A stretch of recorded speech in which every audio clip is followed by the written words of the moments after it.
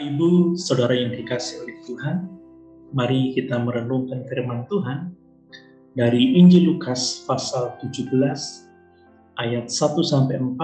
Demikian firman Tuhan. Yesus berkata kepada murid-muridnya, "Tidak mungkin tidak akan ada penyesatan, tetapi celakalah orang yang mengadakannya. Adalah lebih baik baginya jika sebuah batu kilangan diikatkan pada lehernya, lalu ia dilemparkan ke dalam laut, daripada menyesatkan salah satu dari orang-orang yang lemah ini. Jagalah dirimu, jikalau saudaramu berbuat dosa, tegurlah dia, dan jikalau ia menyesal, ampunilah dia. Bahkan jikalau ia berbuat dosa terhadap engkau 7 kali sehari dan 7 kali ia kembali kepadamu dan berkata, 'Aku menyesal,' engkau harus mengampuninya." Dalam ayat-ayat ini, Tuhan Yesus mengajarkan kepada para murid, juga kepada kita semua, mengenai bahaya dari dosa. Dosa sangat berbahaya. Itu sebabnya kita tidak boleh bermain-main dengan dosa. Alkitab menyatakan kepada kita bahwa dosa itu sangat mengerikan. Akibat dosa, Adam dan Hawa diusir keluar dari Taman Eden. Mereka kehilangan persekutuan dengan Allah. Kehadiran Allah yang dulunya merupakan kesenangan bagi mereka berubah menjadi momen yang sangat menakutkan. Mereka kehilangan berkat-berkat Allah yang sangat luar biasa. Mereka kehilangan kehidupan dalam kelimpahan dan masuk dalam kesukaran hidup. Tidak hanya itu, dosa Adam dan Hawa telah turun kepada semua manusia dan berdampak buruk dalam hidup manusia. Terjadinya pembunuhan oleh Kain dan berbagai macam kejahatan, sehingga Allah harus memusnahkan manusia dengan air bah.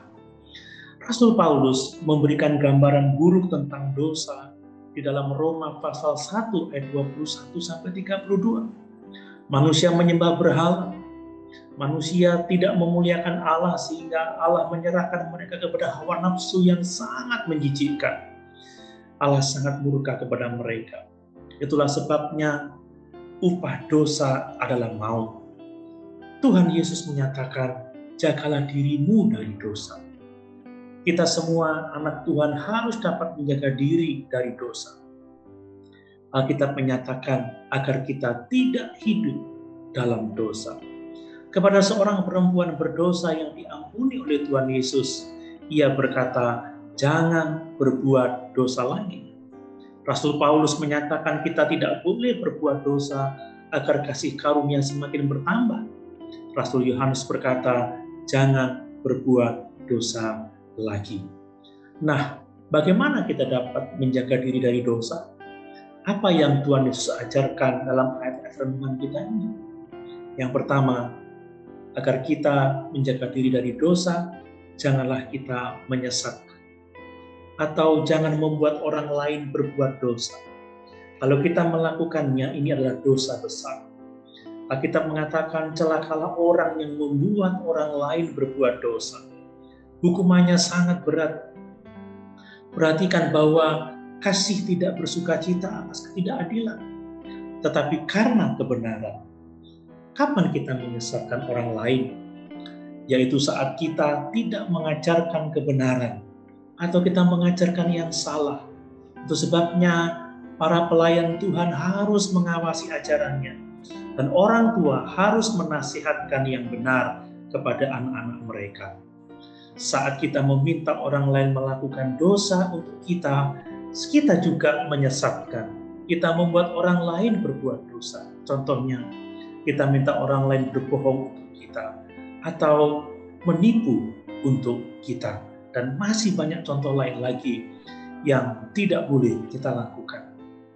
Yang kedua, agar kita menjaga diri dari dosa, kita harus saling menasihati, menegur saudara kita yang berbuat dosa.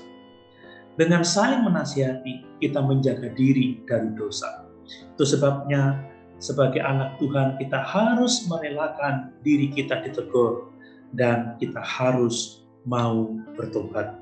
Yang ketiga, untuk menjaga diri dari dosa, maka kita harus mau saling mengampuni.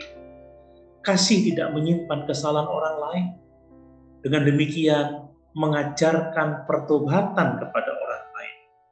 Kalau kita tidak mengampuni dosa, maka kita telah berbuat dosa. Dalam Matius 6 ayat 14-15 dituliskan, karena jikalau kamu mengampuni kesalahan orang, Bapamu yang di sorga akan mengampuni kamu juga. Tetapi jikalau kamu tidak mengampuni orang, Bapamu juga tidak akan mengampuni kesalahanmu. Bapak, Ibu, Saudara yang dikasihi oleh Tuhan, mengingat bahaya dari dosa dan pesan firman Tuhan, mari kita menjaga diri dari dosa dengan tidak membuat orang lain berbuat dosa, dengan saling menegur, saling menasihati, dan dengan saling mengampuni. Haleluya. Tuhan Yesus memberkati.